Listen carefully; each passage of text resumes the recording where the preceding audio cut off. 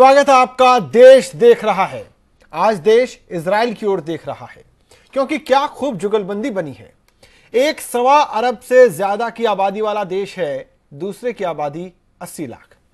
एक की ताकत उसका मानव संसाधन है, तो दूसरे की ताकत दुनिया की सबसे स्किल्ड आबादी और टेक्नोलॉजी। दोनों के बीच अरसे तक दूरियां रही। उसकी वजह रणनीतिक भी रही और राजनीतिक भी। हम इस पर भी आज चर्चा करेंगे। प्रधानमंत्री कल इजरायली पीएम बेंजामिन नेतन्याहू से मिलेंगे। कहा जा रहा है कि काफी सारी बातें होनी है, काफी सारे समझौते होने हैं। बताया गया है कि भारत को इजराइल की एक्सपर्टीज से काफी कुछ मिलने वाला है। खुद इजराइल भारतीय प्रधानमंत्री की इस यात्रा को लेकर बेहद उत्सुक है। कहा तो यहां तक जा रहा है कि बेंजामिन नेतन्याहू इस बात को लेकर दबाव में है कि मोदी जी की मेजबानी में कहीं कोई कमी ना रह जाए। यकीनन यह भी हमारे लिए बेहद सकारात्मक है। लेकिन आखिरी इंतजार इसी बात का रहेगा कि किसी भारतीय पीएम के पहले इजराइल दौरे से निकल करके आता है और इसमें देश का भला कितना होता है। साथ ही बड़ा सवाल यह भी है कि अब तक फिलिस्तीन का समर्थक रहे भारत के लिए इजराइल के करीब जाने का, इजराइल से दोस्ती बढ़ाने का मतलब क्या है। क्या इससे अरब देशों के साथ संबंधों पर असर पड़ सकता है? आज की चर्चा इन्हीं सवालों पर।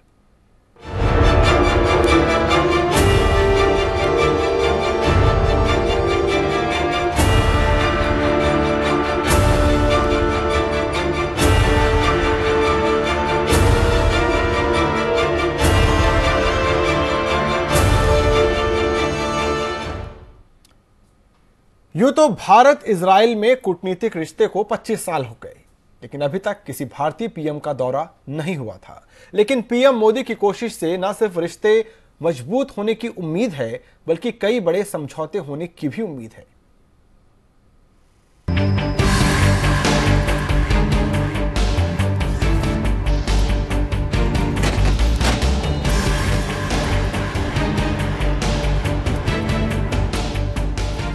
जो 70 साल में नहीं हुआ वो अब हो रहा है।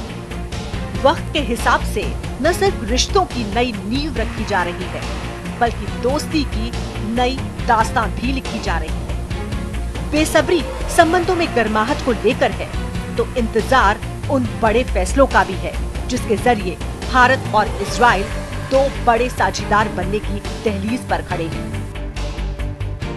बताया जा रहा है कि रक्षा से लेकर कृषि जैसे कई क्षेत्रों में दोनों देशों के बीच बड़े समझौते होंगे। डिफेंस सेक्टर में बड़ी डील। जानकारों के मुताबिक एंटी टैंक मिसाइल स्पाइक और बराक 8 एयर डिफेंस मिसाइल की डील हो सकती है।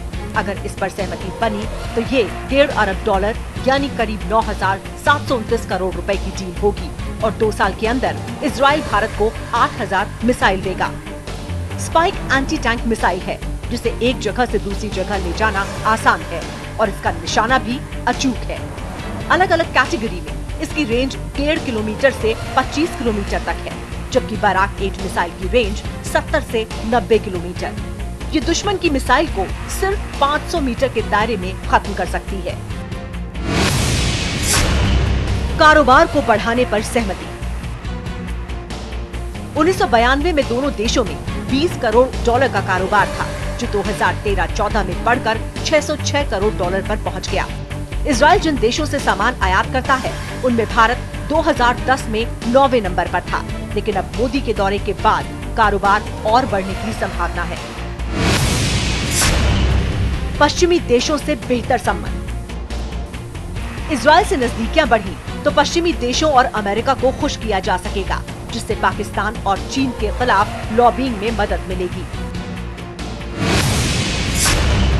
आतंकवाद के खिलाफ साझा जंग।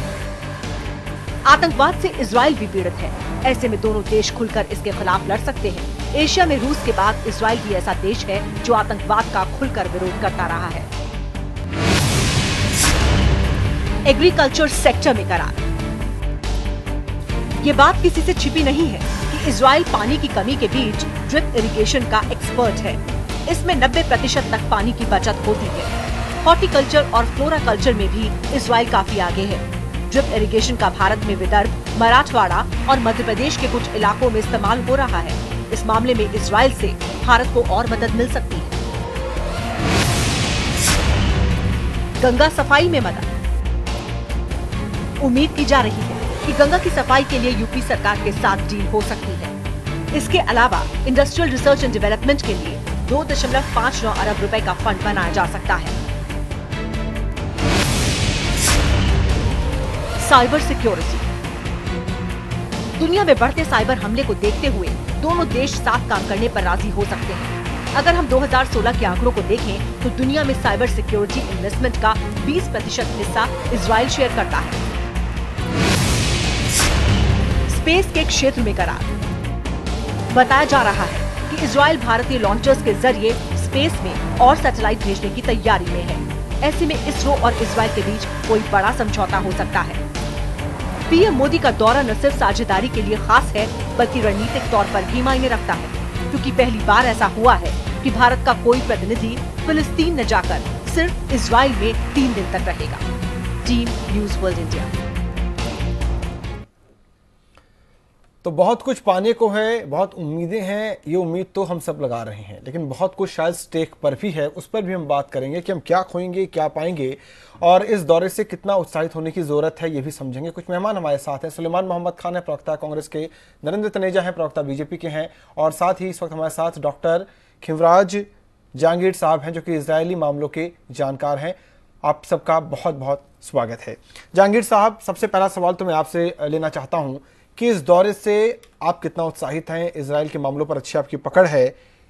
इस दौरे पर सबसे बड़ी चीज आपको क्या दिखाई दे रही है?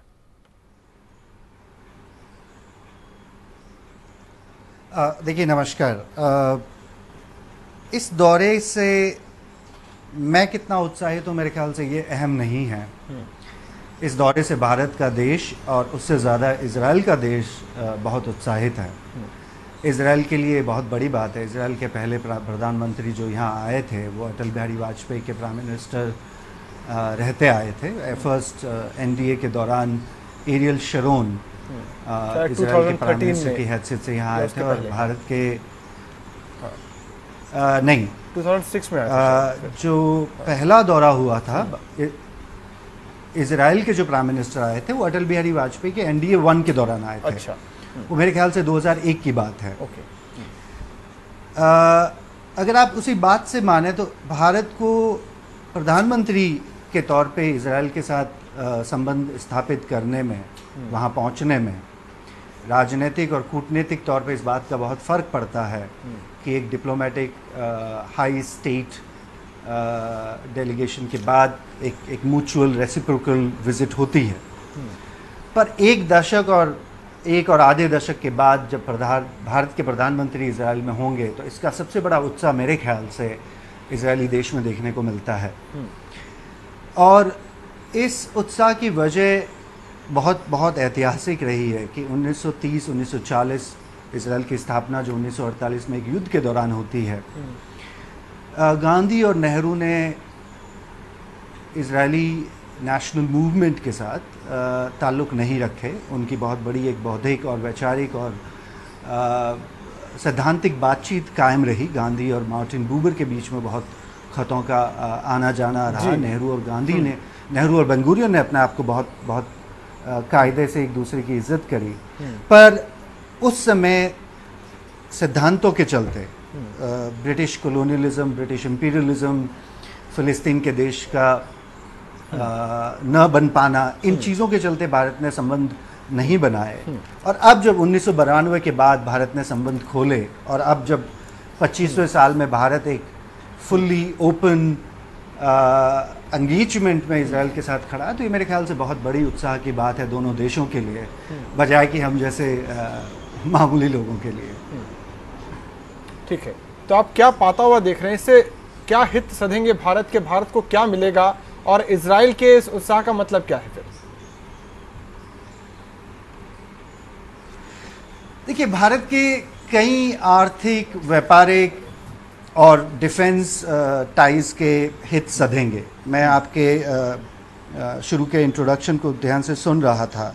जो भी बातें आपने बताई, मिसाइल्स को लेके, डिफेंस ट्रेड को लेके, एग्रीकल्चर को लेके, ड्रिप इरिगेशन को लेके, ये सारी बहुत बड़ी भारत की समस्याएं हैं, भारत की ज़रूरतें हैं।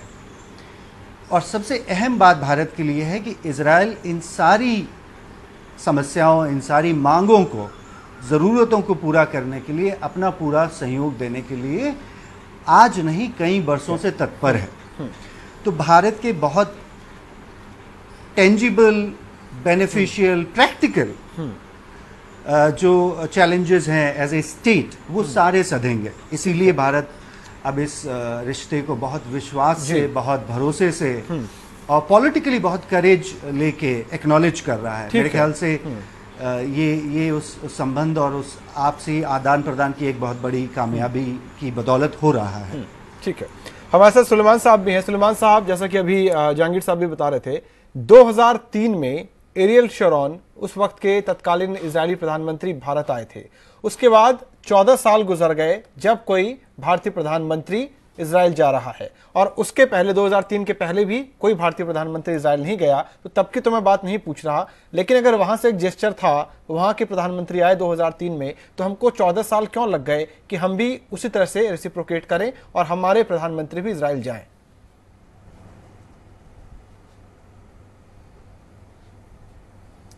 देखिए, जैसा आपने अपने बैकग्राउंड रिपोर्ट में भी बताया और आपके स्ट्रैटेजिस्ट एक्सपर्ट ने बताया इजराइल पे कि ये 25 साल हो गए भारत और इजराइल के फुल डिप्लोमेटिक रिलेशंस को, और सन 92 में 1992 में कांग्रेस की सरकार थी, पीवी नरसिम्हा राव जी ने फुल डिप्लोमेटिक रिलेशंस कायम किए इजराइल के साथ। और जहां तक महात्मा गांधी जी और पंडित नेहरू जी का जिक्र किया, तो महात्मा गांधी जी का सन 47 में क्लियर स्टैंड था कि वो इस बात से अवेयर थे और सिंपैथेटिक भी थे। उनका दर्द था यहूदियों के साथ, ज्यूज के साथ जो उनका प्रोसिक्यूशन हो रहा था, लेकिन उनका ये मानना था कि फोर्स सेटलमेंट नहीं होना चाहिए फिलिस्तीन और इजराइल के बीच में, क्योंकि वो ऑलरेडी फिलिस्तीन जो था वो अरबों का एक तरह से घर था। तो इसको डिप्लोमेटिकली होना चाहिए, फोर्स सेटलमेंट नहीं होना चाहिए। और इसीलिए सन 48 में जब यूनाइटेड नेशन जनरल असेंबली में एल्बर्ट आइंस्टाइन ने रिक्वेस्ट करी थी पंडित नेहरू से कि आप वोट करें इन फेवर ऑफ इजराइल, तो पंडित नेहरू ने रिफ्यूज कर दिया था और इजराइल के खिलाफ वोट किया था, जो बाद में 1948 में इजराइल कायम हुआ। और सितंबर 1950 में भारत ने इजराइल को एक स्टेट माना। और भारत की स्टैंड उस जमाने से ही यही है कि वो चाहती, और कांग्रेस की भी यही स्टैंड थी कि वो इजराइल के साथ फुल डिप्लोमेटिक रिलेशन कायम करना शुरू कर दिए, लेकिन उसके साथ साथ फिलिस्तीनी लोगों को, जो पैलेस्टाइन है, उनके जो सेंटिमेंट्स हैं और उनकी जो सॉवरन स्टेट है और इंडिपेंडेंट स्टेट है, उसको भी रिकॉग्नाइज किया। और यही बात प्रधानमंत्री मोदी जी ने उसी स्टैंड को रिइटरेट किया कि 2 स्टेट 2 नेशन थ्योरी उन्होंने कहा कि दोनों अलग अलग नेशन है। और जो सन 93 का ओस्लो एग्रीमेंट है, उसमें भी यही बात करी गई है। तो कोई नई बात नहीं कही गई है। दूसरी बात, रिलेशंस की आप बात करेंगे, कांग्रेस की सरकार के टाइम में जनवरी 14 में हमारे army chief Bikram Singh Israel गए थे और वहां के डिफेंस चीफ से मिले थे। और उसके बाद वहां के एयर चीफ इंडिया आए थे बाद में, जब कांग्रेस की अभी 2014 में सरकार चली गई है, तो कांग्रेस के टाइम में आर्मी चीफ बिक्रम सिंह गए। उसके अलावा 2011-12 से साइंस एंड टेक्नोलॉजी में, इंडस्ट्रियल रिसर्च एंड डिफेंस में, होम सिक्योरिटी में, एजुकेशनल एक्सचेंजेस में, एग्रीकल्चरल रिसर्च, सब में इजराइल से फुल डिप्लोमेटिक रिलेशंस कांग्रेस के टाइम में है। जो अच्छी इंफॉर्मेशन थी, इंफॉर्मेशन अच्छी थी। सीधे सवाल पे आइए कि 2003 में जब इजरायली प्रधानमंत्री आ गए, तो उसके बाद 14 साल क्यों लगे हमें अपने प्रधानमंत्री को वहां जाने के लिए? और ये तस्वीरें इस वक्त इजराइल से ही देख रहे हैं, रेड कारपेट वहां पर तैयार है और प्रधानमंत्री का इंतजार हो रहा है। भारत के आज तक इजराइल, तो जो ये कायम हुए सारे रिलेशन, आज नरेंद्र मोदी जी वहां पहुंचे हैं आज, तो वो ऐसे ही नहीं पहुंच गए पहले दिन। ये कांग्रेस ने 25 साल से शुरुआत जो कांग्रेस ने करी, और सारे रिलेशन पिछले 10 साल में डॉक्टर मनमोहन सिंह ने बनाए, और सारे एक्सचेंजेस हुए, agricultural, science and technology, home security, cyber crime and everything. उसके बाद इतने रिलेशंस कायम होने के बाद ही तो नरेंद्र मोदी जी वहां पहुंच पाए। जब एक रास्ता डाला गया तब हुआ है। सिर्फ इस बात के लिए आपने सवाल ऐसा पूछा, देखिए ऐसा सवाल आप लोग मत पूछा करिए कि प्रधानमंत्री नहीं गए, कांग्रेस गुनाहगार है। आप ये नहीं बोलते कि कांग्रेस ने जो सारी बिसात बिछाई और बेस बनाई और इंटरनेशनल इतना अच्छा अपना फेस दिखाया पूरी दुनिया को कि हम फिलिस्तीन के लोगों के साथ भी पूरा हमारी हमदर्दी है कि उनको जगह मिलना चाहिए, और ज्यूज के साथ भी हमारी, इजराइल के साथ भी हमारे डिप्लोमेटिक रिलेशन है। इस बैलेंस फॉरेन पॉलिसी को आपने नहीं तारीफ करी, आपने ये तंज करा कि आज तक 14 साल से प्रधानमंत्री क्यों नहीं गए या कांग्रेस क्यों नहीं गए। ये आपके अंदर का खुद की इनसिक्योरिटी है। सलमान साहब सुनिए मेरी बात, जो आज डिप्लोमेटिक आपकी अगर बात खत्म हो गई तो अपनी बात रखूं। 92 में 200 सलमान साहब आप मेरी बात सुनिए। 6 बिलियन US डॉलर्स का कारोबार है, ठीक है, आज 6 बिलियन US डॉलर्स। अब आप मुझे बोलने देंगे एक मिनट। ये आपके अंदर की इनसिक्योरिटी है जो आपको इस सवाल में यह सुनाई दिया कि कांग्रेस गुनहगार है। मैंने कहीं नहीं कहा यह बात। पहली बात, जब मैंने 13 साल का हिसाब मांगा तो उसमें 3 साल बीजेपी के भी शामिल होते हैं, लेकिन आपको ये अपने ऊपर अटैक लगा। एक मिनट रुकिए, एक मिनट रुकिए, ये आपकी कमजोरी है, मेरी कमजोरी नहीं है। और दूसरी बात, सवाल क्या पूछे जाएंगे तो मैं ही तय करूंगा। मुझे सोनी जी आपकी आवाज बिल्कुल नहीं मिल रही। मैं ये कह रहा हूं कि आवाज नहीं आ रही, अब आई आपकी आवाज। जब मैं ये कह रहा हूं कि 13 साल से कोई प्रधानमंत्री क्यों नहीं गया, इसमें अगर आपको कांग्रेस पर अटैक लगता है तो ये आपकी अपनी कमजोरी है। 13 साल में 3 साल बीजेपी के भी हैं, पहली बात। दूसरी बात, सवाल क्या होंगे ये आप प्लीज मुझे ना बताएं, सवाल तो मैं अपने खुद ही करूंगा।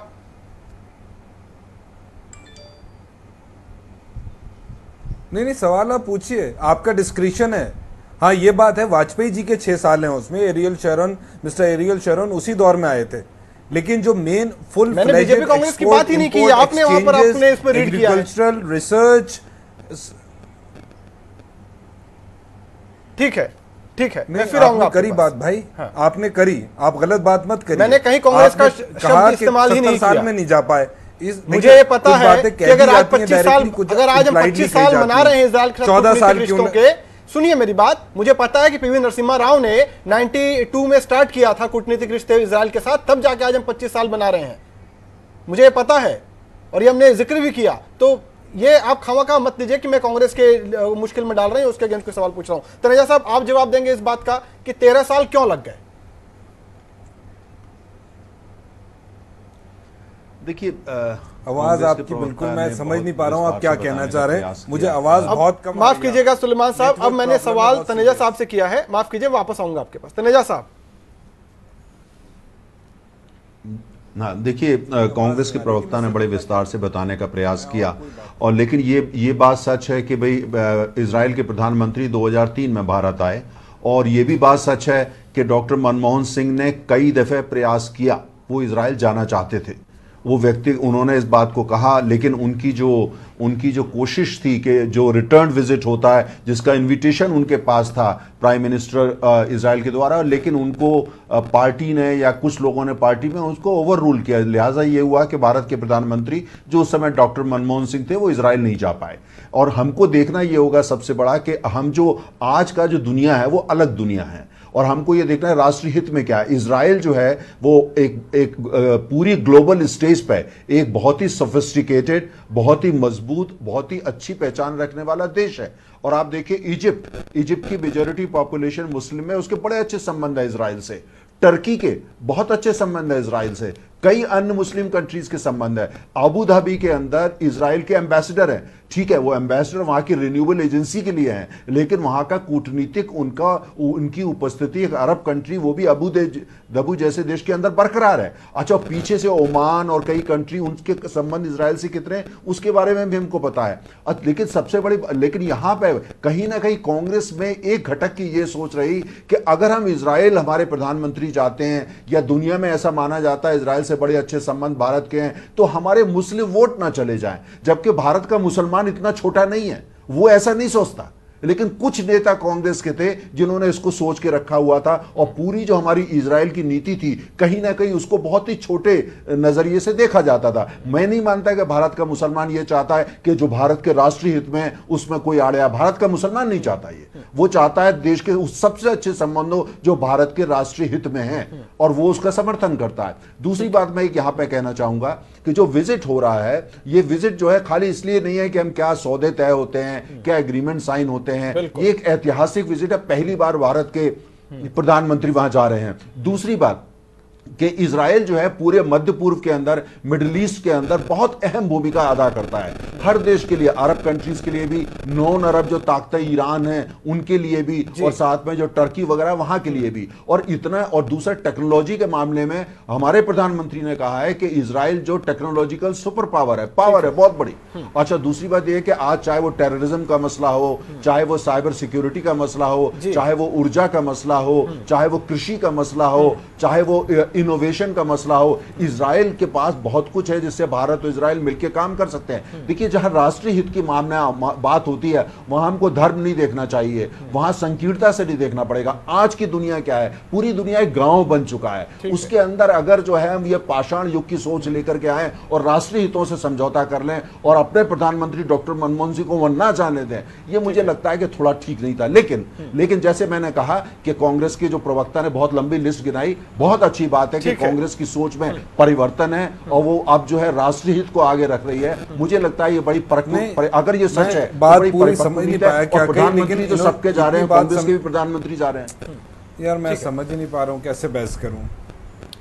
ठीक है, मैं साथ आता हूँ आपके पास वापस। मैं सोनी जी, मुझे एक बात समझ आई बस के, हाँ, जाने नहीं दिया गया, ये बात समझ पाया, किसने नहीं जाने दिया गया? तनेजा साहब ने बड़े विस्तार से बताया कि वो जाना चाहते थे, उन्होंने कहा इन्विटेशन भी है, लेकिन कुछ ताकतें थी जो नहीं चाहती थी इस देश में कि वहां पर जाएं। यार कैसे करेंगे? मैं अपने टेक्निकल स्टाफ से रिक्वेस्ट करूंगा एक बार फिर से आपको रिकनेक्ट करें अगर कुछ तकनीकी दिक्कत है, ताकि हम वापस आपके पास आ पाए सुलेमान साहब और बेहतर तरीके से इस चर्चा को आगे बढ़ाएं। आपकी आवाज आने लगी। हाँ ठीक है, कपूर साहब अभी हमारे साथ आप जुड़ गए हैं। रिटायर्ड ब्रिगेडियर अमृत कपूर साहब है, डिफेंस के एक्सपर्ट भी हैं। कपूर साहब, आप इस दौरे को किस तरह से देखते हैं? एक तरह का बहुत जश्न का माहौल दिखाई दे रहा है, चाहे वो इजराइल में हो, इजराइल के मीडिया में हो या यहाँ पर हो, सब वाहवाही कर रहे हैं कि चलो 25 साल कूटनीतिक रिश्ते के फाइनली हमारे कोई पीएम वहां पर गए। ये जो जश्न का माहौल है कितना वाजिब आपको लगता है? और एक हम उम्मीद कर रहे हैं, क्योंकि डिफेंस इक्विपमेंट के मामले में इजराइल का आज कोई सानी नहीं है, हम उम्मीद करें वहां से बहुत कुछ मिल जाएगा, वो कितना इंपॉर्टेंट है? देखिए, सबसे पहले मैं आपको बताना चाहूंगा कि इजराइल हमारा शुरू से एक ऑल वेदर फ्रेंड रहा है, चाहे हमारे कूटनीतिक संबंध उनके साथ थे या नहीं थे। इन्होंने हमें 65 की लड़ाई के अंदर भी मदद किया, इन्होंने हमें कारगिल में भी मदद किया, जबकि हमारे कुछ एक ऐसे हथियार थे जिसके हमें असला नहीं मिल रहा था। तो इन्होंने हमेशा मदद किया, चाहे irrespective of the diplomatic relations. पहली चीज़। दूसरी चीज़ ये है कि इस समय जो आप एक क्वेश्चन पूछ रहे थे, ये 13 इयर्स के अंदर ये विजिट क्यों नहीं हुआ प्राइम मिनिस्टर का?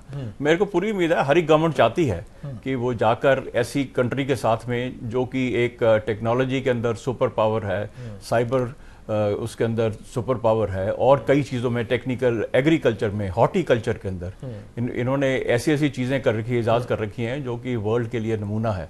तो इनके साथ में ऐसे संबंध बनाने बहुत इम्पॉर्टेंट है। लेकिन हर एक गवर्नमेंट प्रयास करती है किसी ना किसी तरह से इनके साथ संबंध बनाए जाएं, और सब ने किया है। मैं उसमें नहीं पढ़ूंगा आपके पॉलिटिक्स के अंदर, लेकिन ये बताना चाहता हूं कि ये 13 साल में इसलिए नहीं हुआ।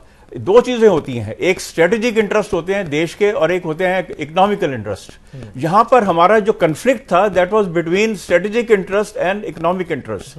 हमारे इकोनॉमिक इंटरेस्ट ये थे कि हमें जितना भी ऑयल आता था वो मुस्लिम वर्ल्ड से आता था, और उसको इन्होंने कुछ समय से अभी हमने कुछ बैलेंसिंग किया है। कई एक ऐसे, जैसे अभी बताया गया है, इन्होंने बीजेपी के प्रवक्ता ने बताया है कि उसके अंदर इजराइल के मुस्लिम कंट्रीज के साथ में भी बड़े अच्छे रिलेशंस हैं, तो ये भी उन्होंने बताया है। तो हमने ये बैलेंसिंग की है। अभी जब हमने इंश्योर किया कि हमारी ऑयल सप्लाईज हैं वो किसी तरह से भी उसके ऊपर अंकुश नहीं लगेगा अगर हम उनके इसके साथ में खुलकर इनके साथ में रिलेशन। आपने भी एक क्वेश्चन किया कि अभी बीजेपी गवर्नमेंट भी पिछले 3 साल थे, उन्होंने 3 साल क्यों लगाए? उन्होंने जब ये शुरू किया था वाजपेयी साहब ने शुरू में 2003 में 2000 में जसवंत सिंह तब विदेश मंत्री थे, वो गए थे इजराइल, फिर 2003 में वहां के प्रधानमंत्री वहां पर आए थे। तो ये बड़ी देर से शुरुआत है। ये बीच में मैं जो आपको बता रहा हूँ, बेसिकली हमारे जो इंटरेस्ट होता है, इकोनॉमिक इंटरेस्ट, उसकी वजह से हम इसको नहीं परसू कर सके। बट अभी टाइम आ गया है। अभी हमने, इंडिया ने इतना मोबिलाइजेशन ऑफ वर्ल्ड ओपिनियन किया है, और उसके अंदर जो अभी हमारे दोनों के कट्टे जो मुद्दे हैं वो टेररिज्म का है, वो भी टेररिज्म से प्रभावित हैं, हम भी प्रभावित हैं। तो इस समय कुछ एक हमारे कॉमन इंटरेस्ट हो जाते हैं, और कॉमन इंटरेस्ट की वजह से समय आ गया है कि हम आपस के अंदर साझेदारी करें और एक फोर्ज करें, फ्रंट फोर्ज करें, और दुनिया के अंदर हम एक बताएं कि ये भी एक देश है, ये भी टेररिज्म से प्रभावित है, इंडिया भी है, और इसके ऊपर हम मिलकर काम कर सकते हैं। ठीक है। और यहाँ पर तस्वीरें आप देख रहे हैं तेल अवीव से, प्रधानमंत्री वहां पर पहुंच गए हैं। लगातार एक अपडेट आपको न्यूज वर्ल्ड इंडिया पर इस दौरे का मिलता रहेगा। प्रधानमंत्री पहुंच गए और लगातार हमारी चर्चा भी इस पर जारी है। जहांगीर साहब, जैसा कि अभी कपूर साहब भी कह रहे थे कि हमारा दशकों से मित्र रहा है इजराइल, बावजूद इसके कि हमारा जो समर्थन है लगातार फिलिस्तीन को रहा है। संयुक्त राष्ट्र में जो इजराइल के खिलाफ प्रस्ताव आया उस पर भी हम इजराइल के साथ नहीं थे, फिलिस्तीन के साथ रहे। क्या कहीं ना कहीं ये डर रहता था कि अरब देश नाराज ना हो जाएं? और अब जब हम करीब जा रहे हैं तो क्या इस बात का डर नहीं होगा? ये सवाल इसलिए है कि अगर आज हम ये कह रहे हैं कि इजराइल के साथ बेस्ट पीक पर हमारा रिलेशन इस वक्त, तो यह भी सच है कि आज खाड़ी देशों से भी पिछले कुछ सालों में हमारे रिश्ते बहुत बेहतर हुए हैं। आज पाकिस्तान के मसले पर सऊदी अरब पाकिस्तान को आंखें दिखा देता है, भारत का साथ दे देता है। तो कहीं ना कहीं रिश्ते खाड़ी देशों से बेहतर हो रहे हैं, लेकिन इजराइल के करीब जाने से क्या वो रिश्ते मुश्किल में पड़ सकते हैं? क्या वहां पर क्या हम कुछ खो सकते हैं? इस बात का कोई रिस्क है क्या?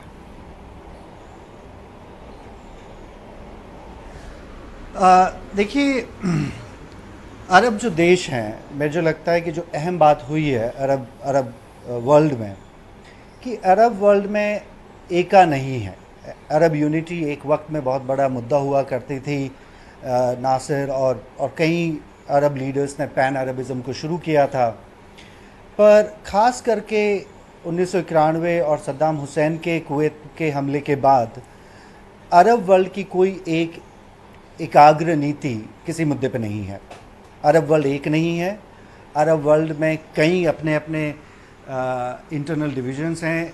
कुछ मिसाल दी गई कि इजिप्ट के बहुत अच्छे संबंध है, तुर्की से संबंध इस समय अच्छे नहीं है, पर डिप्लोमेटिक रिलेशंस बहुत सारे स्टेबल कई वक्त से रहे हैं।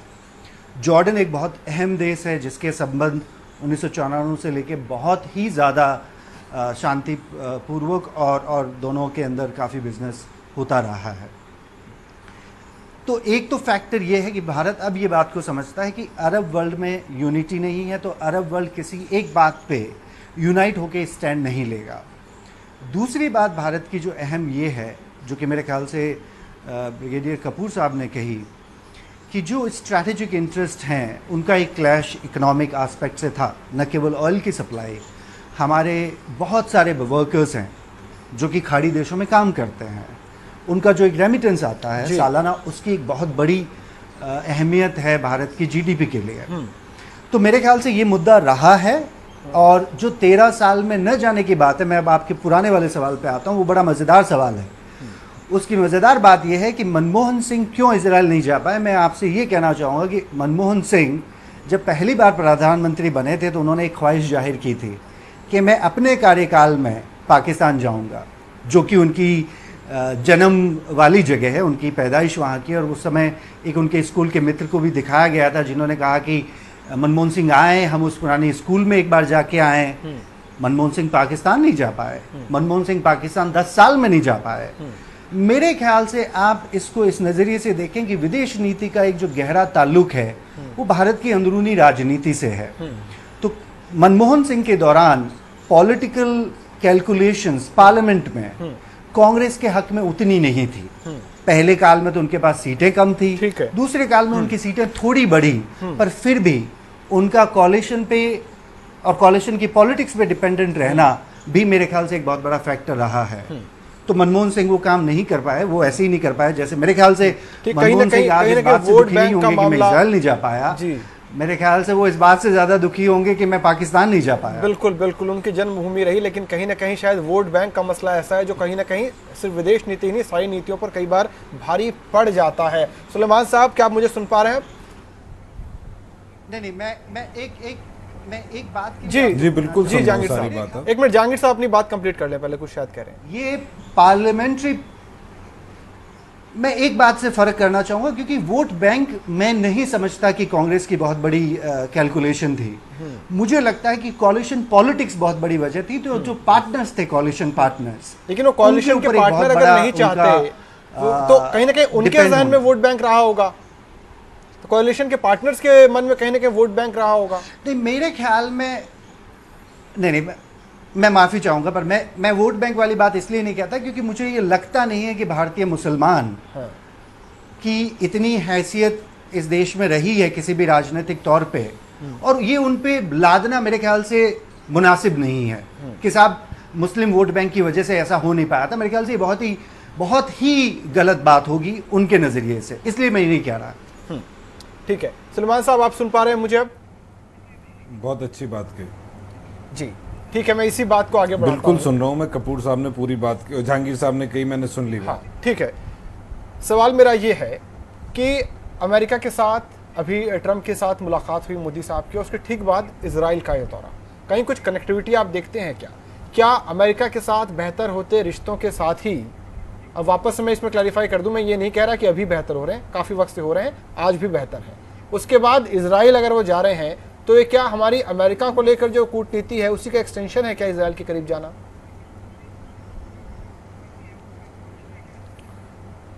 चलिए, ये तो बहुत बात का आपका सवाल हो गया। पहले 2-3 बातें जो हुई और आपने जैसे पूछी और मुझे कुछ सुनाई दिया था, नेटवर्क कम था। तनेजा जी शायद ये कह रहे थे किसी ने मनमोहन सिंह जी को इजराइल जाने नहीं दिया, ये कुछ ऐसी बात मेरे कान में सुनाई आई थी, पता नहीं कितनी सही है या नहीं है।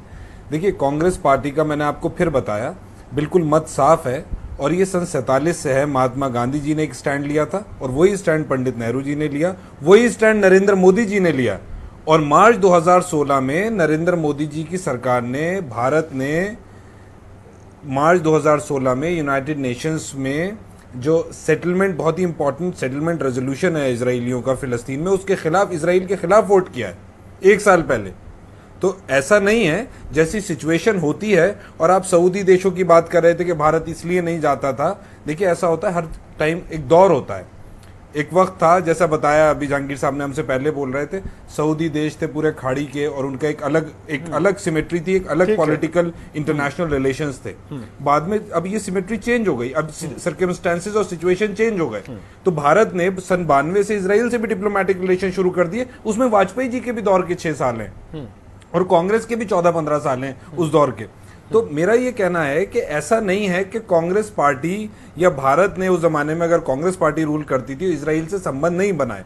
कांग्रेस पार्टी का मत साफ था और वही मत आज फॉलो कर रहे हैं नरेंद्र मोदी जी, जो डिप्लोमेटिक रिलेशन थे कि भैया हम इजराइल, फिलिस्तीन के लोगों के सेंटिमेंट्स के साथ हैं कि अरबों का वहां पहले से सेटलमेंट था, और 2 नेशन थ्योरी के साथ है जो 93 में ओस्लो एग्रीमेंट हुआ था कि 2 नेशन होना चाहिए और उसमें किसी में भी फोर्स सेटलमेंट नहीं होना चाहिए। जहां तक बात रही पाकिस्तान जाने की मनमोहन सिंह जी के, तो देखिए, बड़े मजे की आपने बात की, वोट बैंक पॉलिटिक्स। पाकिस्तान जाने से क्या वोट बैंक होता, मैं आपका इशारा समझ नहीं पाया। हाँ, अगर मनमोहन सिंह पाकिस्तान चले जाते 10 साल में, तो यही बीजेपी के लोग, इंक्लूडिंग उस वक्त के चीफ मिनिस्टर ऑफ गुजरात और लीडर जितने भी राज्यसभा और लोकसभा में थे, जेटली जी और सुषमा स्वराज जी, सब शोर मचाते कि देखो पाकिस्तान पहुंच गए। वो एक अलग बात है कि अब एक नरेंद्र मोदी जी अगर यहाँ प्राइम मिनिस्टर है और बिना बताए बिरयानी खाने या शॉर्ट डिप्लोमेसी में पहुंच जाते हैं और सालगिरह में पहुंच जाते हैं नवाज शरीफ जी की, तो कोई शोर नहीं मचता है। लेकिन अगर मनमोहन सिंह जी अगर पहुंच जाते पाकिस्तान, तो उधम मच जाता देश में। सिर्फ इतना फर्क है। ठीक है। और जो रिश्ते कायम हुए हैं किसी भी मुल्क के साथ, चाहे इजराइल के साथ या फिलिस्तीन के साथ या यूनाइटेड स्टेट्स के साथ, ये एक लॉन्ग प्रोसेस है। ये 3 साल का या 4 साल का या 10 साल का प्रोसेस नहीं है। ये ओवर द टाइम 70 ईयर्स हो गए भारत को आजाद हुए हुए। जो दुनिया में आज हमारी पोजीशन है, भारत जिस तरह से प्लेस्ड है डिप्लोमेटिकली या जो फॉरेन रिलेशंस हैं, वो ओवर द टाइम बने हैं। उसमें देखिए, आपको लगता है कि डिले नहीं हुआ? सरकार भी रही है, देखिए सुनिए, वाजपेयी जी की सरकार रही है, 96 से 98 की भी सरकार रही है, कांग्रेस और बीजेपी की सरकार भी रही है। ठीक है, हमने न्यूक्लियर डील पे यूएस के साथ अपनी सरकार आपको लगता है डिले नहीं हुआ? आपको याद इजराइल के साथ देखिए, सबसे पहले तो इजराइल को लेकर हमारी नीति आज जो दिख रही है वो पिछले इतने सालों में नहीं दिखाई दी, और आप कह रहे हैं कि बहुत टाइम नहीं लगा, टाइम लग जाता है। हम 47 में आजाद हुए, 48 में इजराइल सामने आया, मैं आपको जवाब, और सिर्फ 9 महीने का अंतर था इजराइल और भारत के जी। उसके बावजूद करीबन 75 साल हो गए, अगर वैसे देखें तो, वैसे देखें तो 75 साल हो गए। सर आप सही बात नहीं बता रहे हैं। अच्छा, नहीं, आप सही बात नहीं बता रहे हैं। सन 47 और सन 90 में जमीन आसमान का फर्क हो गया था दुनिया में। हाँ। दुनिया में जमीन आसमान का फर्क हो गया था 40 साल में। हाँ। सन 47 का दुनिया दूसरी थी। हाँ। सन 90 की दुनिया दूसरी थी। हाँ। जिस तरह उस टाइम की सरकारों ने काम किया भारत की, वो उस टाइम के लिए सही था। आप कैसी बातें कर रहे हैं? आप कैसी बातें कर रहे हैं सुलेमान साहब? आपको पता है इसके पहले कितने प्रधानमंत्री और राष्ट्रपति फिलिस्तीन का दौरा कर चुके हैं? आपको पता है ये बात? लेकिन आज हमको इजराइल जाने में वक्त लग गया। आपको लगता है कि ये वाजिब सवाल नहीं है? बहुत फर्क था, वही मैं बता रहा हूं। तो इस फर्क को आज उस फर्क के बावजूद अगर हमारी नीति बदली है, इंदिरा गांधी जी को उस फर्क के बावजूद अगर आज नीति बदली है, आप दौरे की बात कर रहे हैं। यासिर अराफात इंदिरा गांधी को अपनी बहन कहते थे। अरे आप सर दूसरी तरह की डिबेट चला रहे हैं, आप गलत कह रहे हैं। सन 47 में दुनिया की पॉलिटिक्स दूसरी थी, सन 90 में दूसरी हो गई, मैं कब कह रहा हूं 2000 के बाद बदल गई। हाँ ठीक है, और चलिए ठीक है। तनेजा साहब हमारे साथ हैं। तनेजा साहब, मैं सवाल आपसे वही करना चाह रहा हूं। देखिए, यूं तो इजराइल और अमेरिका दोस्त रहे हैं, काफी अरसे से दोस्त रहे हैं, लेकिन ओबामा साहब के दूसरे कार्यकाल के आखिर के कुछ सालों में इजराइल और अमेरिका के रिश्ते कुछ खराब हुए। फिर ट्रंप साहब आए, उन्होंने तुरंत इजराइल के साथ फिर से दोस्ती बढ़ाई और आज फिर से बहुत अच्छी उनकी दोस्ती है। मोदी साहब ट्रंप से मिलते हैं और उसके तुरंत बाद यहां पर इजराइल जाते हैं। बीच में एक और देश का उन्होंने दौरा किया और अब इजराइल इसी ट्रिप में उन्होंने यहां भी भ्रमण किया, वहां भी जा रहे हैं, पहुंच गए हैं। बल्कि मेरा सवाल यह है कि क्या इसको हमें अमेरिकी नीति के साथ जोड़कर देखना चाहिए क्या? क्योंकि कहीं ना कहीं हमारी कूटनीति में एक पैराडाइम शिफ्ट आ रहा है। पहले हम सिर्फ फिलिस्तीन की ओर देखते थे, अब हम एक बैलेंस्ड अप्रोच लेकर चलना चाह रहे हैं। हमको अरब देशों के साथ भी संबंध चाहिए, फिलिस्तीन के साथ भी चाहिए और अब इजराइल के साथ भी चाहिए। लेकिन ये बैलेंस में अमेरिका की कहीं कोई भूमिका देखते हैं या अमेरिका को लेकर हमारी जो नीति है उसकी कोई भूमिका देखते हैं? नहीं, मुझे लगता है इस तरह से देखना ठीक नहीं होगा। इजराइल डेमोक्रेसी, आप भूल जाते हैं, पूरे मिडिल ईस्ट का नक्शा आप उठा करके देखते हैं तो सबसे मजबूत डेमोक्रेसी पहले तो है ही कम, सबसे मजबूत डेमोक्रेसी, वाइब्रेंट डेमोक्रेसी वहां इजराइल के अंदर है। अमेरिका में भी डेमोक्रेसी है और भारत में भी डेमोक्रेसी है। तो आप ये अंदाजा लीजिए कि पूरी सोच को लेकर के कितना हम एक दूसरे के नजदीक आते हैं। दूसरी बात, जो पैलेस्टाइन है, पैलेस्टाइन से जो हमारा कमिटमेंट रहा है हमारी सरकारों साहब, मैं फिर आता हूं आपके पास। प्रधानमंत्री पहुंच गए हैं तेल अवीव, अभी विमान से वो बाहर आए और उनको रिसीव करने के लिए खुद इजरायली प्रधानमंत्री बेंजामिन नेतन्याहू पहुंचे वहां पे हैं। और 3 दिन का ऐतिहासिक दौरा होने वाला है। जबरदस्त इंतजाम इजराइल की ओर से भी, गले मिल के स्वागत किया गया है। जैसा कि इजरायली प्रधानमंत्री ने भी कहा था कि अपने दोस्त के स्वागत के लिए का इंतजार कर रहा हूं, और प्रधानमंत्री मोदी ने भी कहा था कि दोस्त से मिलने जा रहा हूं। तो बिल्कुल दो दोस्तों का ये मिलन है, बहुत ही गर्मजोशी के साथ। पहले नेतन्याहू खुद गले लगकर मिले और बाद में अपने अधिकारियों से प्रधानमंत्री मोदी का परिचय करवा रहे हैं। तो प्रधानमंत्री मोदी अब तेल अवीव इजराइल पहुंच गए हैं। 3 दिन का ऐतिहासिक दौरा है, पहली बार कोई भारतीय प्रधानमंत्री इजराइल पहुंचा है। यूं तो जसवंत सिंह साल 2000 में पहुंचे थे, तब विदेश मंत्री थे इजराइल। 2015 में राष्ट्रपति प्रणब मुखर्जी पहुंचे थे, वो फिलिस्तीन होते हुए पहुंचे थे। लेकिन प्रधानमंत्री मोदी सीधे इजराइल यहां पहुंचे हैं और इस दौरे में फिलिस्तीन वो नहीं जाएंगे। तो ये एक अलग और अभूतपूर्व बात होगी।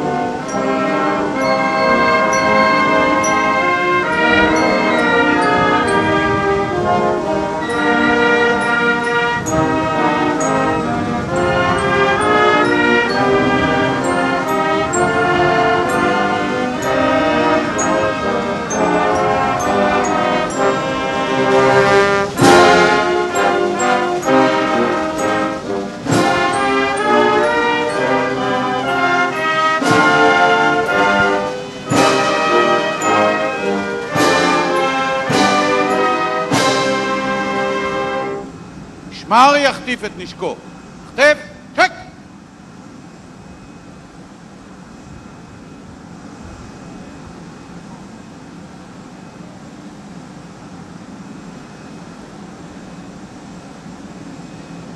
אדוני ראש הממשלה, Welcome to Israel. משמר כבוד של חיילי צבא ההגנה לישראל, ערוך ונכון לסקירתך. אדוני.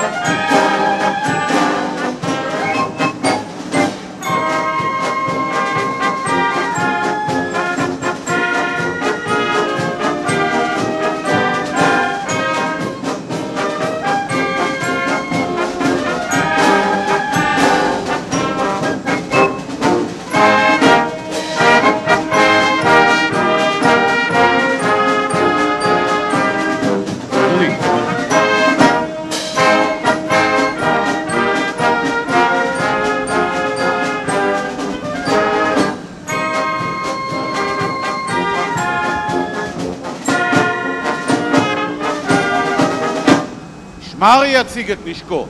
צא, שק! משמר יעבור לנוח, מות נוח.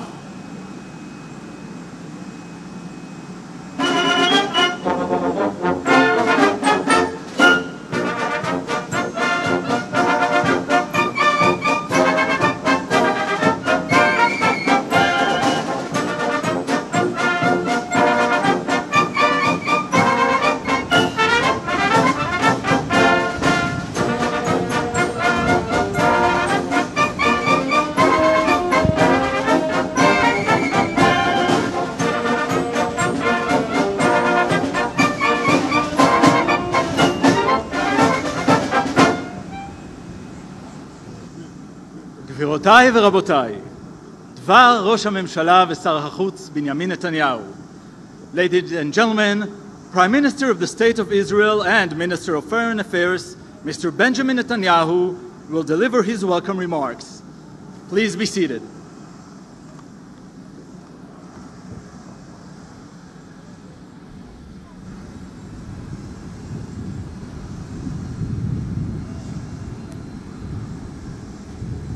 ברוך הבא לישראל, ראש ממשלת הודו, ידידי נרנדרה מודי. My friend Prime Minister Narendra Modi, welcome to Israel. आपका स्वागत है, मेरे दोस्त. Prime Minister, we've been waiting for you a long time. We've been waiting almost 70 years, in fact, because yours is truly a historic visit. It's the first time an Indian Prime Minister is visiting Israel. We receive you with open arms. We love India. We admire your culture. We admire your history, your democracy, your commitment to progress. We view you as kindred spirits in our common quest to provide a better future for our peoples and for our world. Prime Minister, when I first met you at the United Nations 3 years ago, we agreed to break down the remaining walls between India and Israel.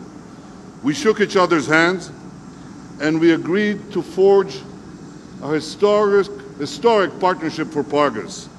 We then met again in Paris, and since then we've spoken many times on the phone.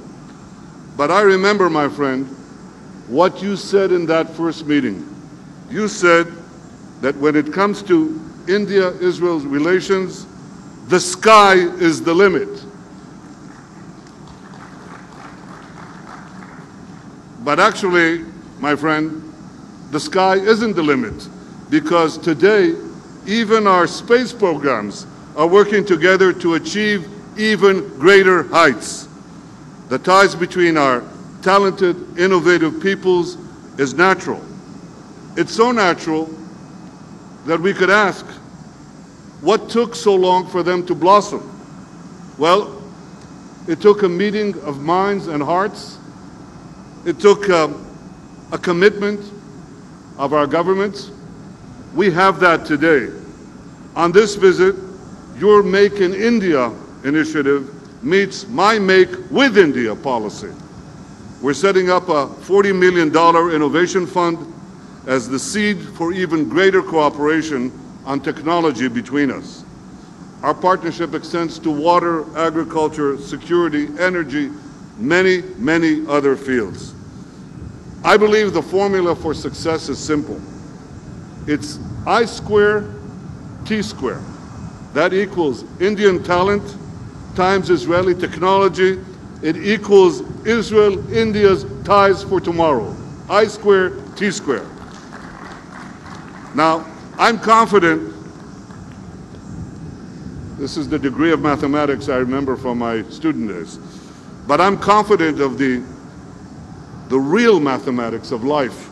I'm confident of the success of our partnership for many reasons. First is the talent of our peoples. It's been said, Prime Minister, that in Silicon Valley in California, the two most common languages overheard are Hindi and Hebrew. Occasionally, one hears some native English too. Second, I believe in the success of our partnership because of the great sympathy between our peoples, the natural camaraderie between Indians and Israelis. The Jews of India and the 100,000 Israelis of Indian descent are a wonderful human bridge between our two nations, our two peoples. Third, I'm confident of our success because of leadership. Prime Minister Modi, you're a great leader of India and a great world leader. Your visit to Israel is a testament to that. Our two peoples have deeply held values rooted in ancient cultures, yet we both seek to realize the promise of a better future. I know, and this visit marks that very clearly, I know that we can do even more, even better, together. Welcome to Israel, my friend, Prime Minister Modi. Shukran. Thank you.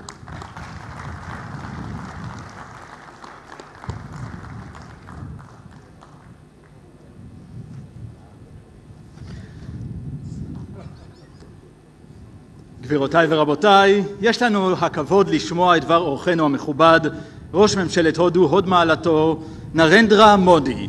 Ladies and gentlemen, the Honorable Narendra Modi, the Prime Minister of the Republic of India.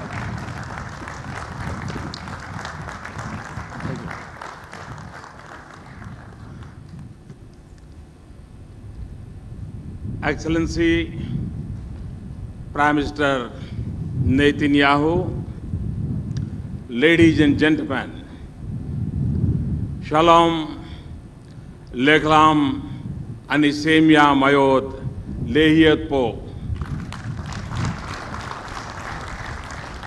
It is my singular honor to be the first ever Prime Minister of India to undertake this groundbreaking visit to Israel. I want to thank my friend, Prime Minister Netanyahu, for the invitation and for receiving me with so much warmth. My visit celebrates the strength of centuries-old links between our societies. based on these bonds of our partnership, has maintained a strong and sustained upswing since the establishment of full relationship, diplomatic relations 25 years ago. Friends, the people of Israel have built a nation on democratic principles. They have nurtured it with hard work, greed, and the spirit of innovation.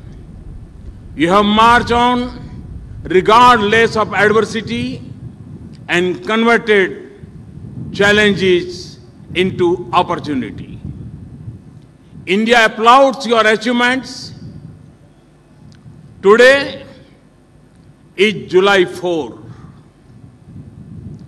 Exactly 41 years since Operation Entebbe. The day when your Prime Minister and my friend Bibi lost his elder brother Yoni while saving the lives of so many Israel hostages. Your heroes are an inspiration for the younger generations. Friends, India is a very old civilization, but a young nation. 800 million people in India are below 35 years of age group. The talented and skilled youth of India are also its driving force. They propel my vision to transform India, its industry, its economy, its way of doing business, and its interface with the world. Friends, in our path of sustained high growth and all-round development, India counts Israel amongst its important partners. The need to rely on science, technology, innovation, and higher technical education to overcome our developmental challenges to common to both of us. The domains also bring together the creative energy and ideas of the highly skilled youth and entrepreneurs of the two countries. Alongside building a partnership for shared economic prosperity, we are also cooperating to secure our societies against common threats such as terrorism. A progressive partnership in all these areas would shape the scope of my conversation with Prime Minister, my friend Netanyahu. I'm also keen to interact with the Indian diaspora in Israel, including a large number of Jews of Indian origin who have enriched both our societies.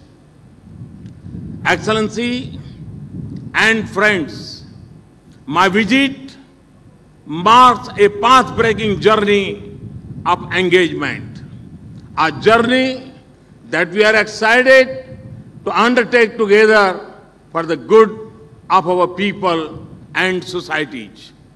As we march together, a strong and resilient partnership with Israel will be my intent and focus. I thank you once again for this tremendous welcome. Thank you very much.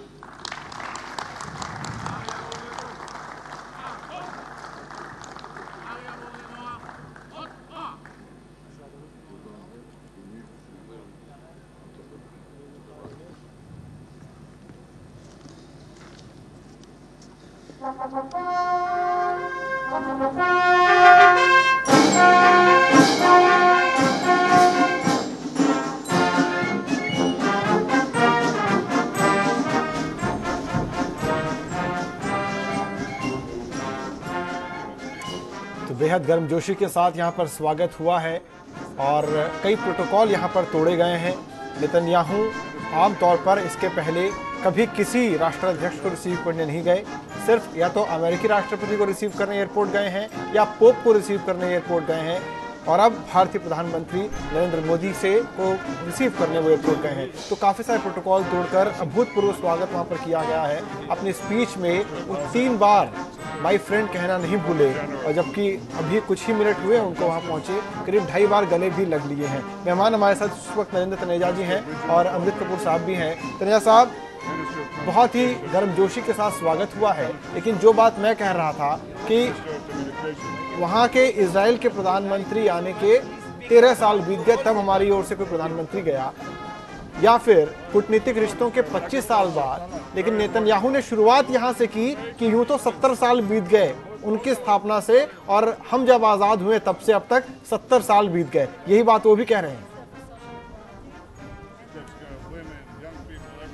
बिल्कुल, आपने देखिए ठीक कहा, लेकिन मुझे लगता है कि हालांकि प्रधानमंत्री का भारत का विजिट वहाँ नहीं हो पाया, लेकिन संबंध जो थे वो काफ़ी उनमें गहराई आना शुरू हो चुकी थी। ख़ास तौर से जो स्ट्रेटेजिक एरियाज़ हैं, डिफेंस का एरिया है, एग्रीकल्चर का है, वो आ रही, बहुत उन संबंधों में काफ़ी जो है गहराई आ रही थी।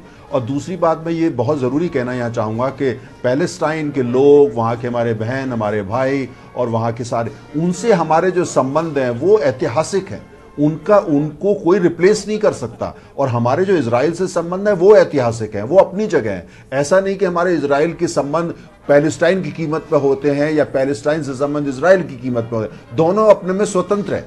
और दूसरा, जो भारत के जो पैलेस्टाइन के जो प्रेसिडेंट है वो पिछले दिनों हमारे मेहमान थे दिल्ली में, वहाँ के वो आए। अच्छा, हमारे राष्ट्रपति वहाँ जा चुके हैं, हमारे लगातार उनसे संबंधों में सुधार आ रहा है और उस संबंधों के अंदर उतनी गहराई आ रही है जैसे हम अन्य देशों के साथ रख रहे हैं, और साथ में हम उनकी सहायता भी कर रहे हैं जहाँ जहाँ संभव है। अरब कंट्रीज में अगर आप उठा के देखें, प्रधानमंत्री सऊदी अरब गए, और आज देखिए भारत सऊदी अरब के जो संबंध है बिल्कुल नए दौर पर पहुँच चुके हैं। प्रधानमंत्री यूएई गए, वहाँ जो संबंध है एक नए दौर पर। ईरान गए, वहां भी संबंध है।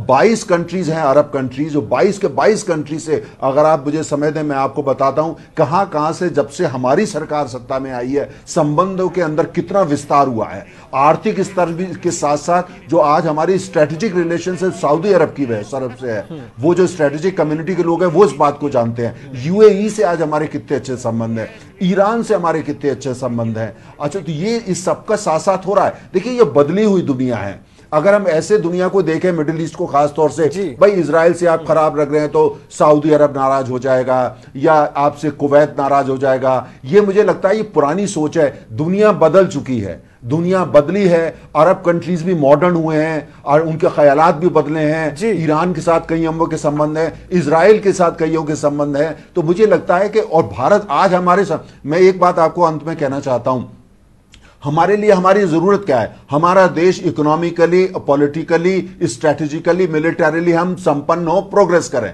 और इजराइल उसके अंदर हमारा एक ऐसा पार्टनर है जो नेचुरल पार्टनर है। तो अगर, और दूसरा लोकतंत्र है जिसकी चर्चा प्रधानमंत्री ने भी करी।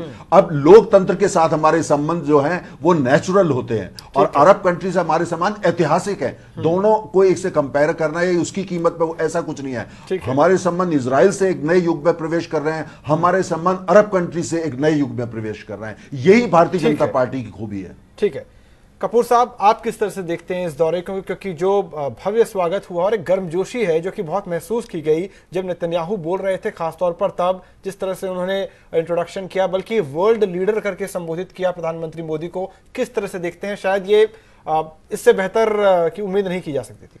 ये बहुत एक एक्सेप्शनल रिलेशन एक्सेप्ट हुए हैं। और मैं यहाँ पे आपको थोड़ी सी बैकग्राउंड बताना चाहूँगा। जो आप लोग कह रहे हो 70 साल से ये उनके साथ में हमारा इतना संपर्क नहीं बढ़ा। अब तो नेतन्याहू ने भी कह दिया। हाँ 70 साल। बट मैं आपको बताना चाहता हूँ कि इसकी बैकग्राउंड क्या है। इसकी बैकग्राउंड ये है कि जब ये सेकेंड वर्ल्ड वॉर के बाद में जब ये ज्यूज इन एरियाज में सेटल होने शुरू हुए थे, तो इनको एक्सेप्टेंस, वर्ल्ड के अंदर एक्सेप्टेंस आस्ता आस्ता समय लगा। और फिर आस्ता आस्ता इन्होंने अपनी मेहनत से, अपनी क्षमता से, अपने टैलेंट से, अपने इंटेलेक्ट से इन्होंने लोगों को, सारी दुनिया को अद्भुत कर दिया, अद्भुत इन्होंने प्रोग्रेस की है। और उससे आस्ता आस्ता ये लोग इन्होंने अपना इस्टेब्लिश करना शुरू कर दिया वर्ल्ड के अंदर। और इंडिया को भी, इंडिया इनको शुरू से इनको सराहता था, लेकिन कुछ हमारी जैसे डिस्कशंस के दौरान आए, हमारी कुछ कंपल्शंस थी और वो हमने आस्ता आस्ता इसको ऊपर किया। सारी सक्सेसिव गवर्नमेंट्स ने काम किया इसके ऊपर और 92 के अंदर हमने इनको फुल डिप्लोमेटिक स्टेटस इनको दिया और उसकी वजह से आज ये स्टेट एक पहुंच रही है।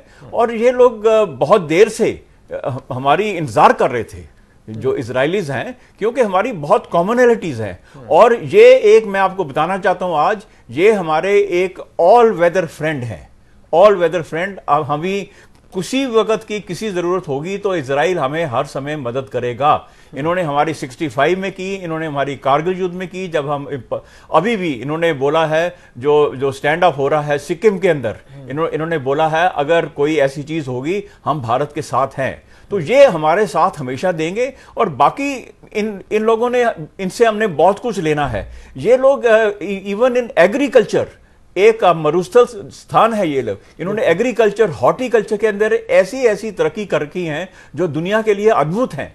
उससे इंडिया तो एग्रीकल्चर प्रधान कंट्री है, हम इनसे जो टेक्निक्स हैं, जो साइंटिफिक रिसर्च इन लोगों ने की है, हम इनसे बहुत कुछ सीख सकते हैं। और इतनी जमीन के अंदर और इतनी मैन पावर के अंदर हमारी प्रोडक्शन है 10 फोल्ड इंक्रीज हो सकती है इनके। अगर आप देखिए इनके फार्म जाके विजिट कीजिए, मतलब हैरान कर देंगे आपको। तो इन्होंने हर एक चीज के अंदर, रिसर्च के R&D के अंदर, टेक्नोलॉजी के अंदर, स्पेस रिसर्च के अंदर, अभी जैसे इन्होंने हमें वो देने का, जिस पायलटलेस प्लेन देने का किया है विचार, तो वो अगर हमको और मिल जाते हैं 14, तो उससे हमारी क्षमता बहुत बढ़ जाएगी। हम जाकर पाकिस्तान के अंदर जो इनके टेररिस्ट हाइड आउट हैं, पाकिस्तान ऑक्युपाइड कश्मीर के अंदर, हम उनको हिट कर सकते हैं। हम वहां पर सर्जिकल स्ट्राइक्स कर सकते हैं, पॉइंटेड स्ट्राइक्स कर सकते हैं। हमें इन्होंने P-8 जो दिए हैं मैरीटाइम रिकॉनेसेंस एयरक्राफ्ट मैरीटाइम के लिए, उससे हमारी क्षमता बहुत बढ़ती है और हम एक ब्लू वाटर नेवी की तरफ जाते हैं। तो इनके साथ में हमारी कोऑपरेशन बहुत है। स्पेस फील्ड के अंदर हम दोनों की बहुत चीजों में, ये भी बहुत आगे हैं, हम भी बहुत आगे हैं।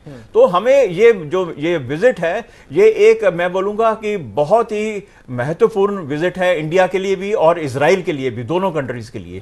और हमें दोनों को एक दूसरे से एक एनर्जी मिलेगी और बहुत हमारी तरक्की होने वाली है।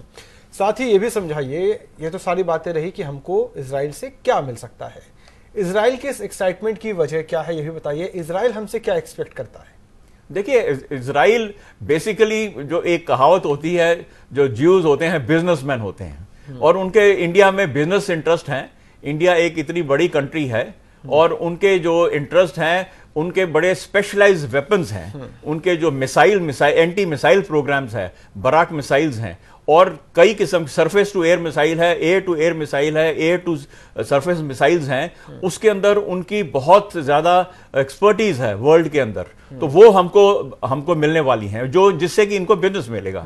फिर हमें, जैसे मैंने बताया, PC-3 ओरियन, ये जो एयरक्राफ्ट है, मैरीटाइम रिकॉनेसेंस एयरक्राफ्ट है, वो हमारे इनके साथ में ऑलरेडी हो चुका है समझौता, वो मिलने वाले हैं। फिर जैसे ये प्रीडेटर टाइप के जो अमेरिका भी अभी दे रहा है, उसी किस्म के हमको 14 इनसे मिलने हैं। तो इनको काफी, मतलब इसके अंदर बिजनेस डील्स होंगी। इसके अलावा इनके पास में बहुत टेक्निक्स है रेन वाटर हार्वेस्टिंग, इनके पास टेक्निक्स है एग्रीकल्चर की, इनके पास टेक्निक्स हैं और साइंटिफिक रिसर्च की, इनके पास टेक्निक्स हैं कई और टेक्निकल चीजों की जो कि हमारे पास नहीं है। तो वो भी हमें मिलने वाली है और इनको उसका बिजनेस मिलेगा। तो सो बेसिकली इनके जो मेन, जो इन्होंने एक ऑल्सो सेटअप किया इनोवेशन फंड $40 मिलियन का, तो उसके अंदर भी दोनों के जो आपके ब्रेन पावर्स मिलकर और भी ज्यादा हम उसमें इंप्रूवमेंट कर सकते हैं।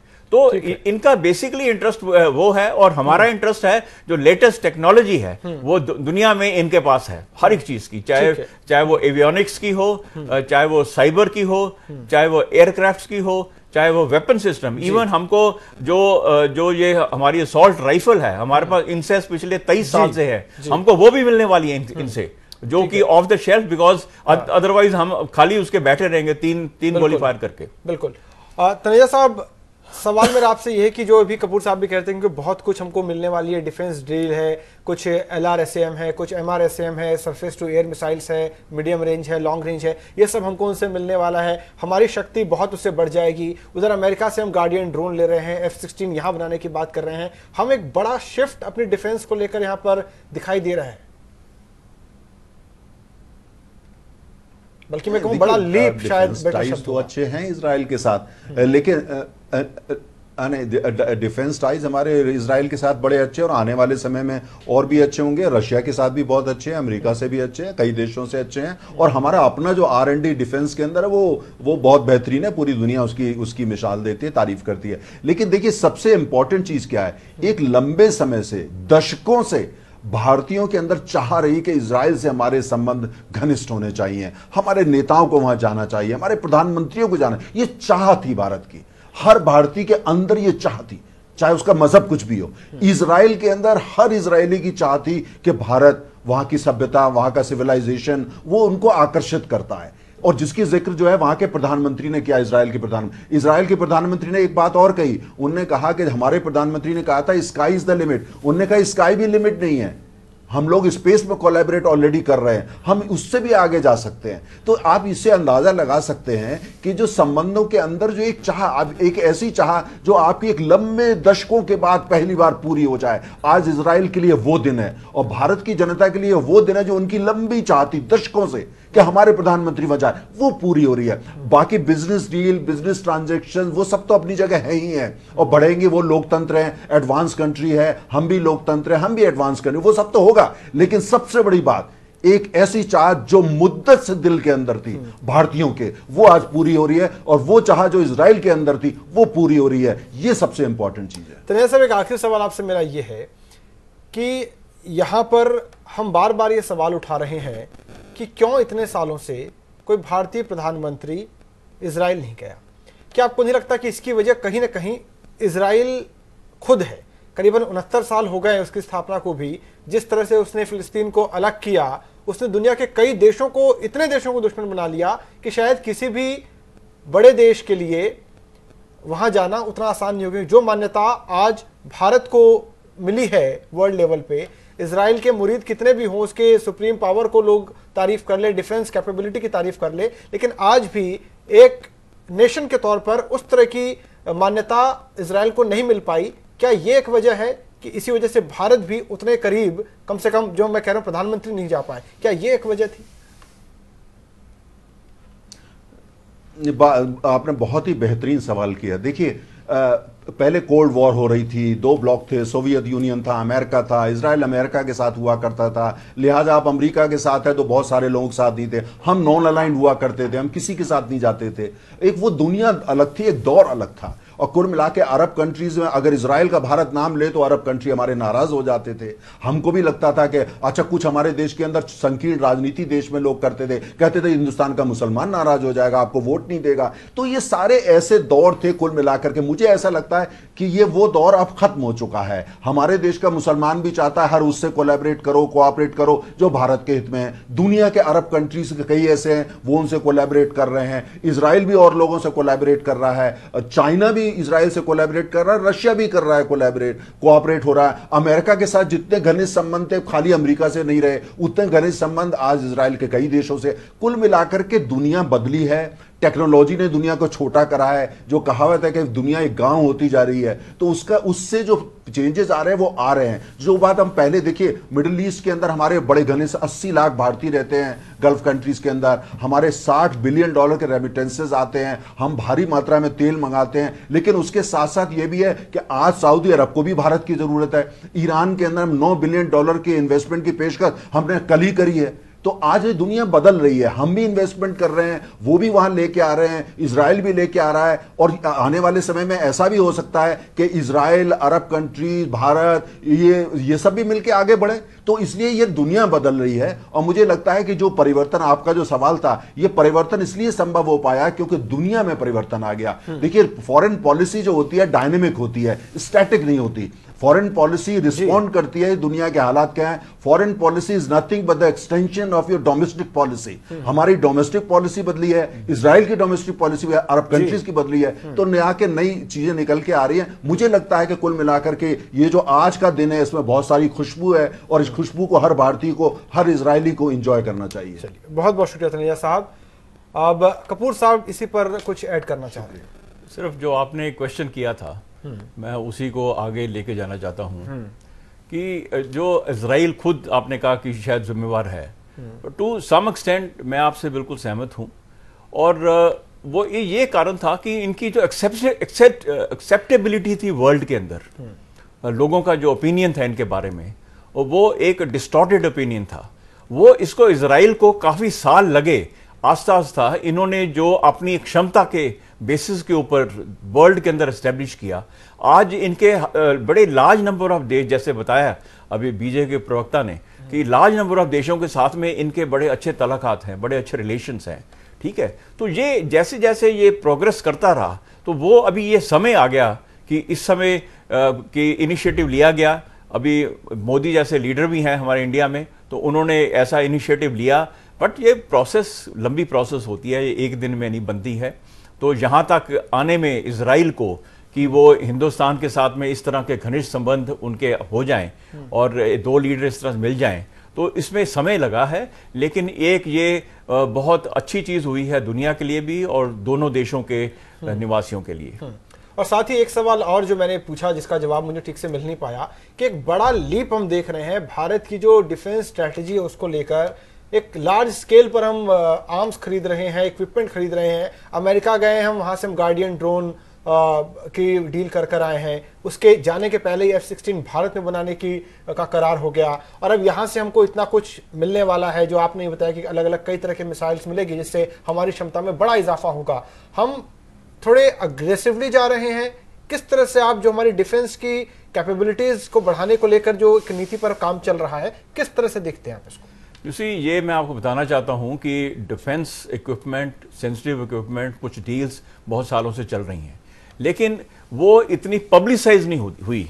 हमारी नॉर्मली जो बाकी डील्स होती हैं दूसरे बड़े देशों के साथ में, वो रशिया के साथ में है या अपना यूरोपियन यूनियन के साथ में है या अमेरिका के साथ में है, वो उनको बहुत बड़ा चढ़ा के दिखाया जाता है। और ये हमने भी इंटेंशनली इस चीज़ को इतना प्रोपेगेंडा नहीं इसका किया, इतना हम मीडिया में नहीं इनको इतना स्पेस मिला।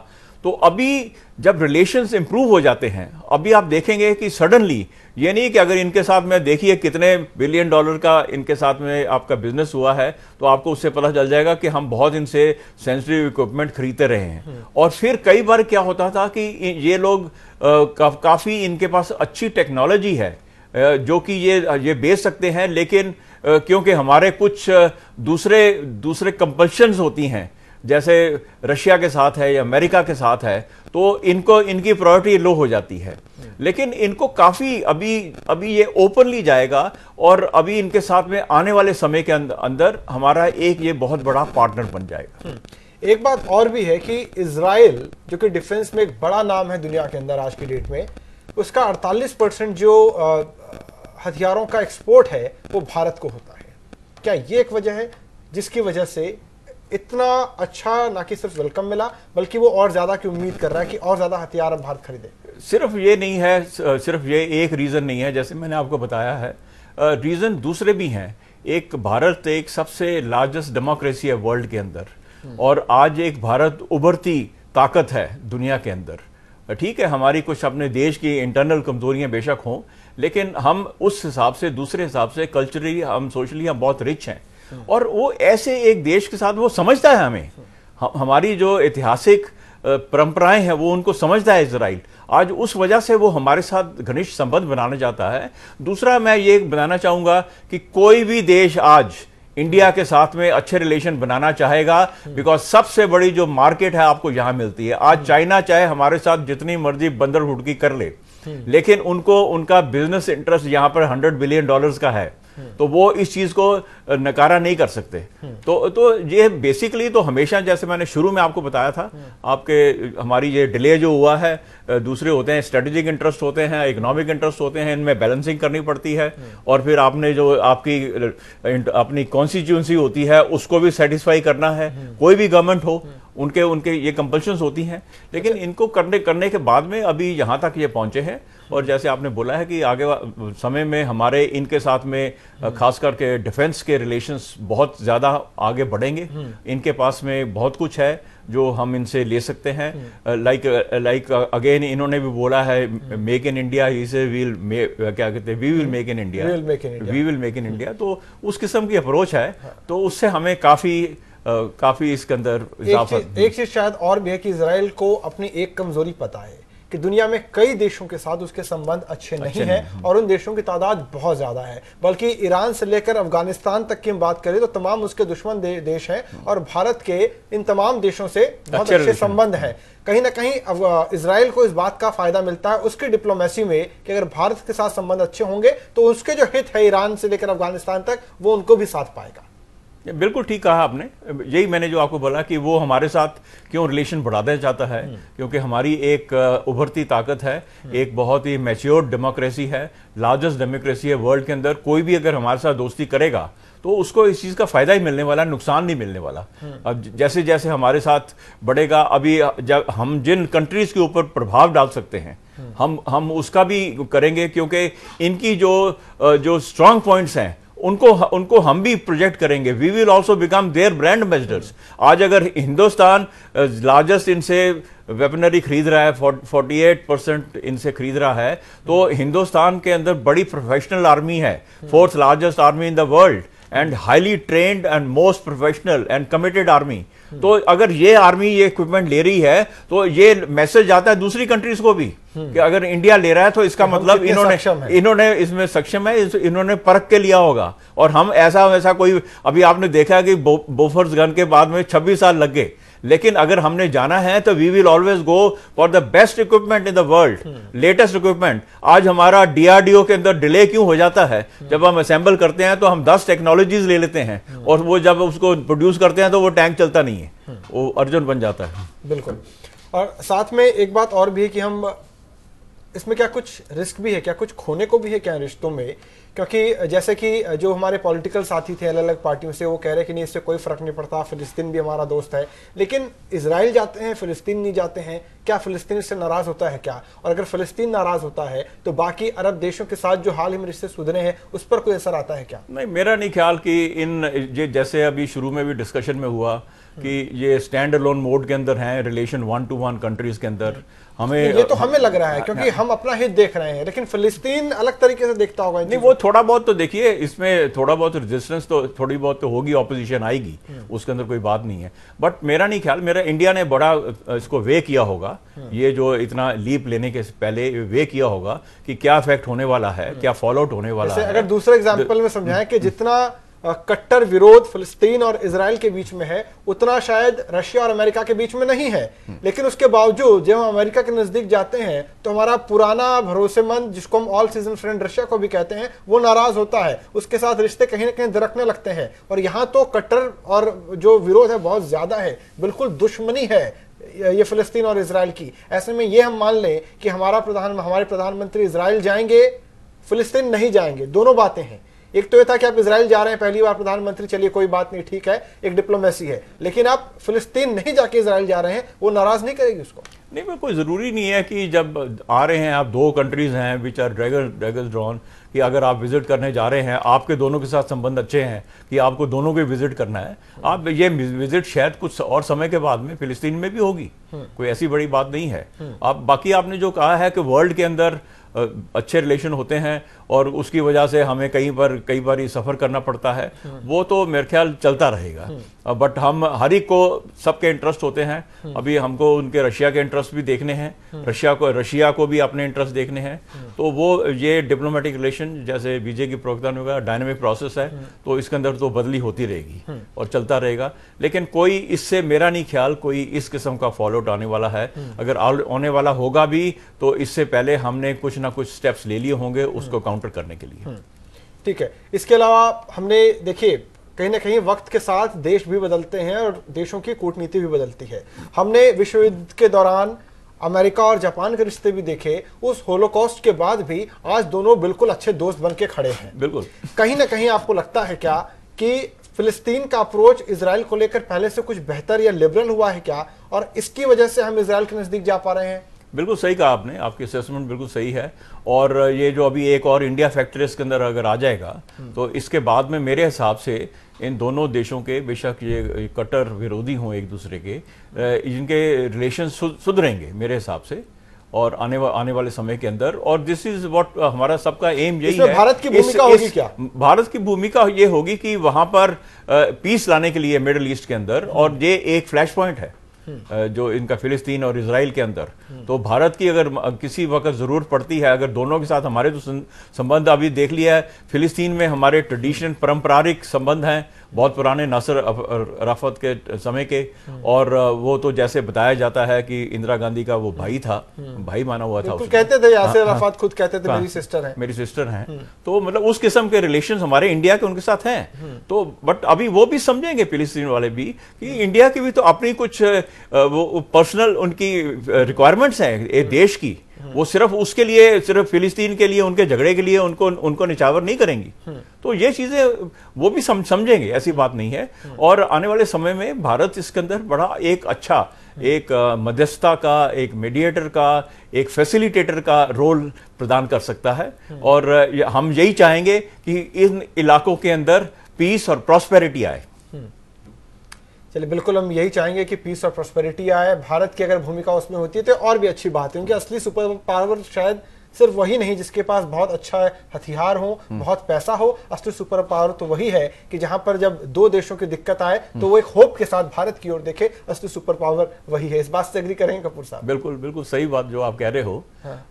जो तभी भारत का इसमें रोल है जो निभा सकता है, और भारत की बहुत अहम भूमिका हो सकती है। और आने वाले समय में ये जो अभी मूवमेंट हुआ है इजराइल की तरफ, ये मिडिल ईस्ट के अंदर ये शांति लाने के अंदर इसमें बहुत बड़ा रोल होगा भारत का। और इस किस्म की जो अभी मूवमेंट स्टार्ट हुई है, ये इस इलाके के लिए अच्छा है। ठीक है, बहुत बहुत शुक्रिया सर आज वक्त देने के लिए।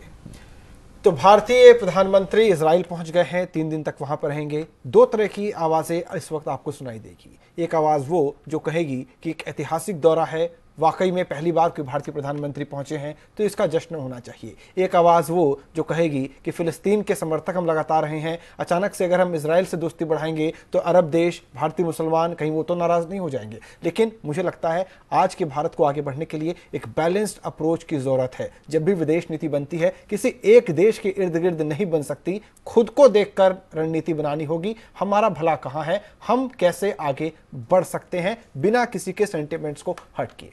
नमस्कार।